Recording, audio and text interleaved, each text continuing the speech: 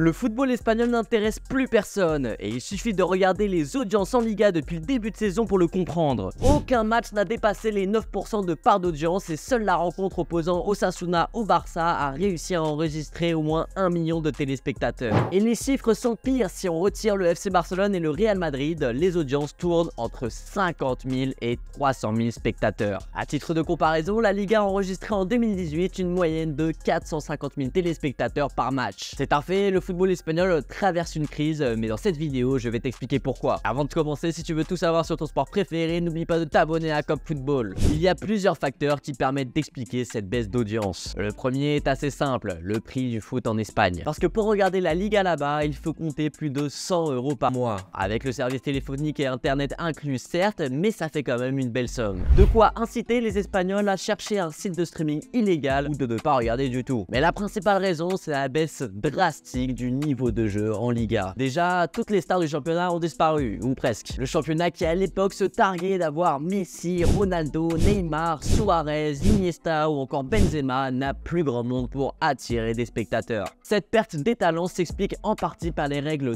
très strictes mises en place par le président de la Ligue, Javier Tebas, et notamment son fair play financier qui n'a pas été assoupli suite à la crise économique liée au Covid. En gros, le fair play financier se fait principalement par rapport aux revenus du club. Plus tu gagnes d'argent, plus tu peux avoir une masse salariale élevée. Mais là où les autres championnats ont levé le pied en prenant en compte les pertes liées à la pandémie, la Liga, elle, a tenu à garder la même rigueur. La rivalité face aux clubs états comme le PSG ou City et face au monstre qu'est la Première Ligue était donc déjà perdue d'avance pour les clubs espagnols. Et cette décision de maintenir le fair play financier a encore plus creusé l'écart. Car en plus de perdre leur talent, les clubs de la péninsule ibérique ne peuvent plus recruter. Et il suffit de voir les dépenses sur le mercato estival 2023 de chaque championnat pour voir le gap qu'il y a aujourd'hui entre la Liga et le reste. Les clubs se font extirper leurs talents avant même de les voir exploser et doivent souvent les remplacer par la formation. Ce qui donne des équipes jeunes, inexpérimentées et surtout moins qualitatives. Et quand on voit le départ de Gabri Veiga, pépite du Celta Vigo, partir à seulement 21 ans en Arabie Saoudite,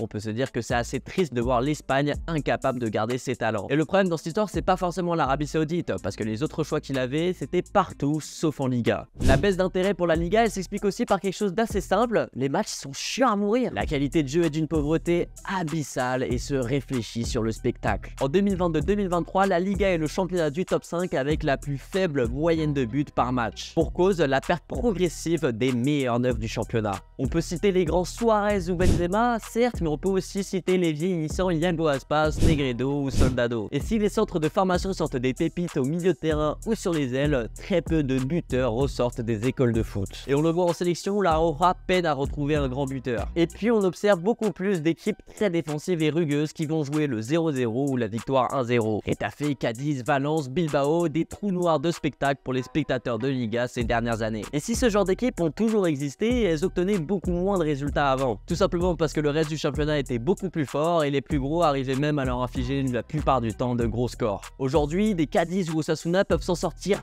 très régulièrement avec une petite défaite 1-0 face au Barça, voire un match nul ou une victoire. Et comme exemple, on peut prendre Getafe qui en 2018 a fait la meilleure saison de son histoire en finissant 5ème avec le jeu très minimaliste de Bordalas. Et on peut aussi parler assez ironiquement du Barça qui a fini champion d'Espagne 2022-2023 en ayant la saison avec le plus de victoires 1-0 de son histoire. Le championnat est entré dans une sorte de cercle vicieux puisque les gros sont moins forts, donc les petits ont moins à se prendre la tête face à ces derniers, il suffit de garer le bus. Alors qu'au début des années 2010, la Liga était un laboratoire à aider, les styles de jeu étaient divers. On peut penser au Bilbao de Bielsa, à l'Espagnol de Pochettino, au Malaga de Pellegrini ou évidemment au Barça de Pep. Et même les équipes dites plus défensives étaient tout de même passionnantes. L'Atlético de Simeone, le Villarreal de Marcelino, le Bilbao de Valverde ou encore le Real Madrid de Mourinho. Mais aujourd'hui, toutes les équipes sont devenues des clones de ces écoles. Et même les entraîneurs qui sont toujours en Liga sont devenus stéréotypés. On a une moitié des équipes qui ne voient le football qu'à travers le prisme de la possession et l'autre moitié a trouvé le meilleur moyen pour les contrer, le bloc bas. Les matchs ressemblent donc à des offensives de handball pendant 90 minutes où on a une équipe qui fait tourner la balle autour de deux lignes de 4 resserrées. Des parodies du Barça de Pep face au Cholismo de l'Atlético en fait. Peu de rythme, peu de buts,